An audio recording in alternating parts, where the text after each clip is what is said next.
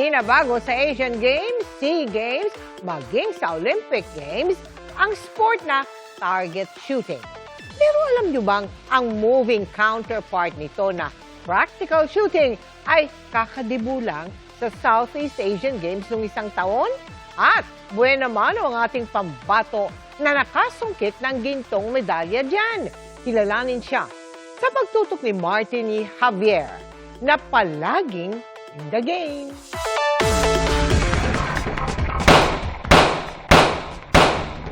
Accuracy, speed, at power. Yan ang susi sa practical shooting. Nakaka-debut lang sa 2025 Southeast Asian Games. Ang ating pambatong nakasungkit ng ginto sa larangang yan, ang 34 anyos na si Genesis Pible. Sobrang happy, syempre, at napakita natin sa ibang bansa na kayang-kaya ng Pinoy pagdating sa practical shooting. Ang tanong, ano nga ba ang pagkakaiba ng practical shooting sa target shooting? Na matagal ng tampok sa Asian at Southeast Asian Games, maging sa Olympic Games. Practical shooting kasi is a dynamic sports wherein we use our firearm to execute a certain stage. Yun, so may course of fire dyan. Ang padre de pamilya ni na Jen ang naka-impluwensya para pumasok siya sa mundo ng practical shooting. Yung dad ko talaga, sobrang idol ko siya. Nung bata pa lang kami sa bahay, lagi ko siya nakikita nagtitraining. Tapos nakita ko na parang may potential ako dito. Naging breakthrough ni Jen sa sport ang pagkasa sa 2019 International Practical Shooting Confederation Australia Handgun Championships, kung saan nagkampiyon siya sa team at individual events. Yung training ko before 2019, medyo talagang may focus yan. So may goal talaga kasi ako dyan. Gusto ko talagang manalo. Nasundan pa yan ang pagkapanalo ng world title sa 2022 IPSC World Shoot Competition. First day, second day, wala ako nilaro na maganda. And then third day, ayan na. Third day, fourth day, fifth day, umarangkada na ako. Para sa akin talaga tong world title na to.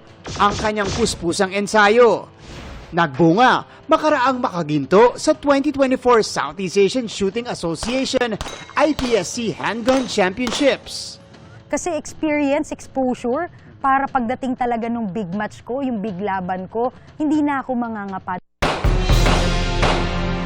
Siyempre pa, in the game tayong kumasa sa practical shooting. Kuha, twist, and mount. Very good. Relax ka lang. Relax, yan. Yes, angat mo yung baril, and then lean forward. Yan, very good. Kita mo yung red? Sige, kung saan yung red, dun mo lang kakalabitin, dahan-dahan, ipupull mo yung trigger. Sige, pull. Pag lilipat ka from one place to another, finger out ka lang. Okay. Tapos aim ka uli. Okay, ganun lang. Susubok tayo ng isang round ng practical shooting. Tignan natin kung ubra tayo dito sa field. Naturuan na tayo ni Jen kanina nung mga necessities, mga safety protocol dito. Pakiramdam ko, kaya na natin. Sige, pasok mo. Yeah. Click. Kailangan mag-click ha. Isa pa. Yun. Yeah. Hip position. Say hip. Okay, Mark. Are you ready? Stand by. Go!